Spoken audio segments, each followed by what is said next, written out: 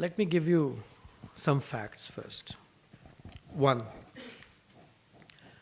the man who has been arrested, Rahmi, he is an Afghan origin US national who is in the United States since 1995. I believe you are aware of that, as per the reports.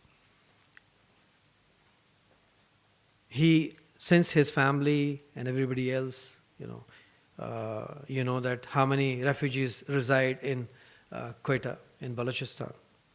And then they have their movement to their own mother country, motherland, very frequently. So the only route is through Pakistan. So there's nothing alarming, nothing unusual about it.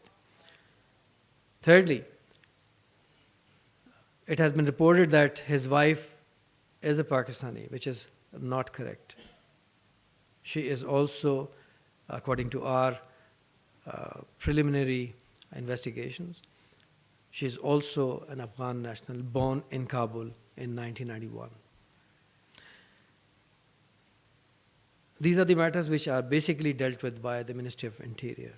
I am not aware if there is any request which has come from the United States to provide assistance or information in this regard.